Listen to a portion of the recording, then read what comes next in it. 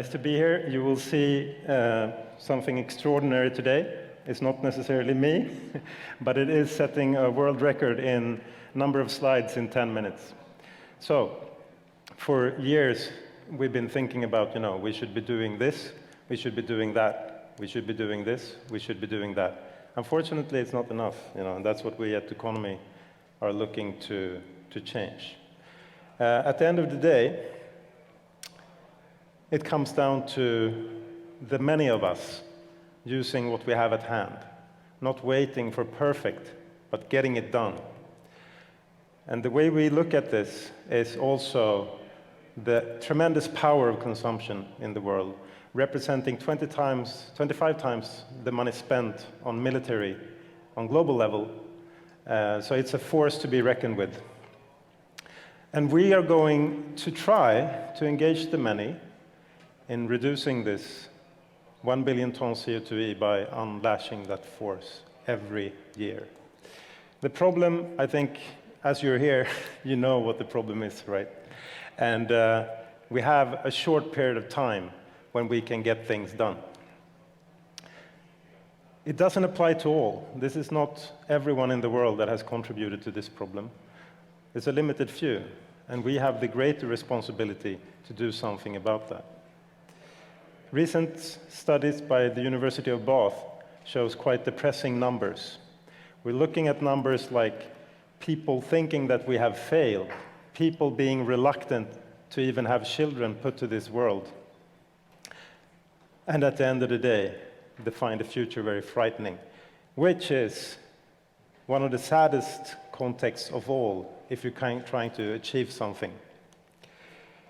So, we all have a carbon footprint, but we don't necessarily know how much. We want to change that. We want to engage the crowd and connecting consumption to its impact on the planet.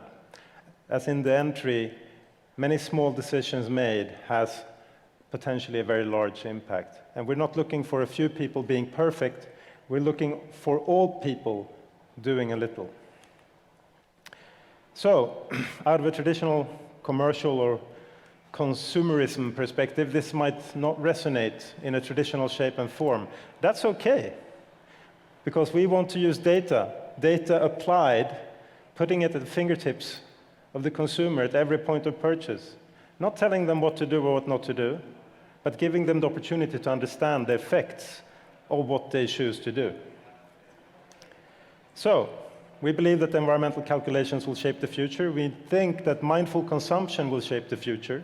We think that if everyone knows the impact of their lifestyle choices, they will make more mindful decisions. The solution then, well, as I said, you're the solution. There is no silver bullet. There is no quick fix. There is nothing saying like, okay, let's push this button and everything will be okay. It's not going to happen. It's up to all of us. You, me, and everyone else. So, is there relevance to this? Yes. Has there been relevance for a long time? Yes. Is this data old? Yes. Has it changed since 2017? Yes. So guys, let's get going, all right? 85%, this is more recent data from MasterCard, 85% of adults say that they're willing to take climate action in 2021. What is climate action? I think climate action is basically an understanding that every action has a reaction, and that you are accountable for the damage done. But in order to understand that, 60% of your carbon footprint comes from consumption, lifestyle choices and decisions that you make. 60% is within your control to reduce. Can it be reduced? Yes. Can we help people understanding how it can be reduced? We're trying, but it comes back to you guys. It comes back to you. This is not a one-man band. We call it impact applied as a service, because we think that we can take a lot of the data that is already in place and use it in another context. We took leading financial market data from Standard & Poor's Trucost that's used for billion-dollar transactions, and we put it at the fingertips of daily consumption of every consumer. We call it democratization of data. If you want to contribute, you can. We're not forcing anyone, but we're hoping. We're hoping from everyone to join and to understand their impact. So we have a few different versions of this. And I'm too fast for my clicker. So we're looking at transaction data impact, which we're looking at the lifestyle. We just launched the other week with UNFCCC, the United Nations Climate Change Secretariat, a lifestyle calculator. Check it out online, free. And it's free for anyone, any organization that wants to educate their users or their clients or their employees. You know, go grab it as an API, we'll help you. Shaping some kind of frame for understanding what impact is. Corporate impact, looking at what are corporates doing out of a value chain perspective, and also on product level.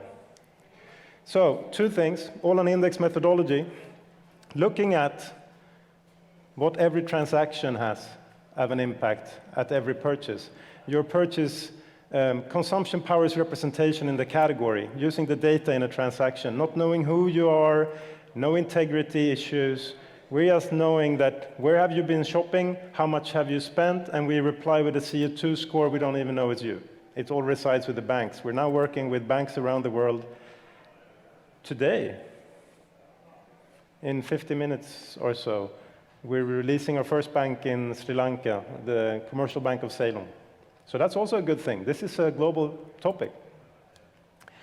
We're working on product level, getting products calculated, because transactions is post-purchase, right?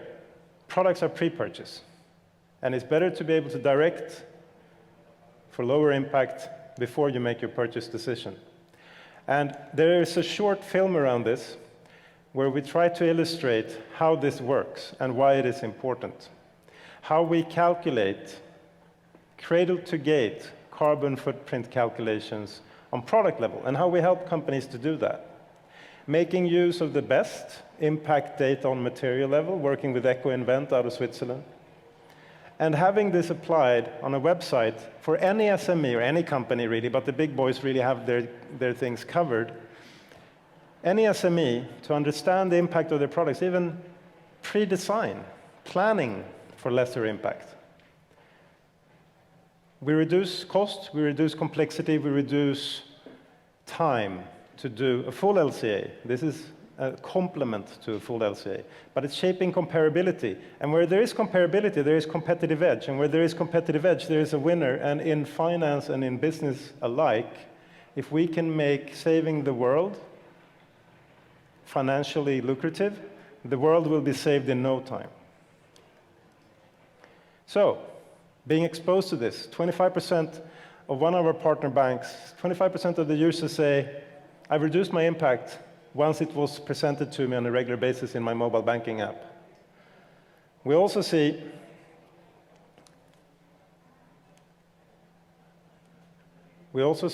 other behavior patterns changing to more mindful consumption.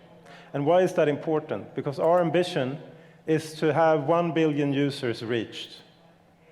We can't do that on our own.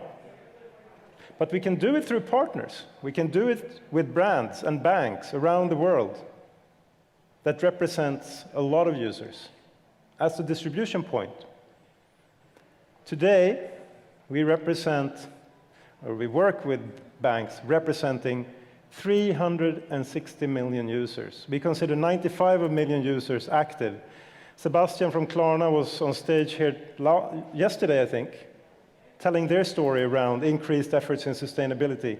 We are happy to be powering Klarna's application and checkout with our CO2 emission metrics at Economy.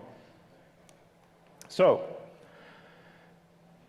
there is another part of this that is collaborative, and that's not necessarily anything to do with the banks or brands, but it's with the science and with academia. At Economy, we always try to work with science. We always try to support academia. There is not enough research around sustainable consumption. So we're working with Stockholm School of Economics as well as with University of Oxford in getting this in place.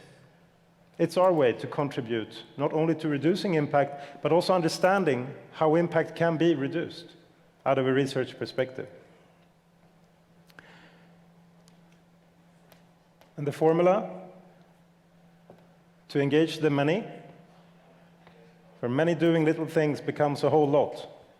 Transparency-driven responsibility for people, planet, and profit. Transparency at core, your data is yours, the reduction of impact is in the benefit of the many.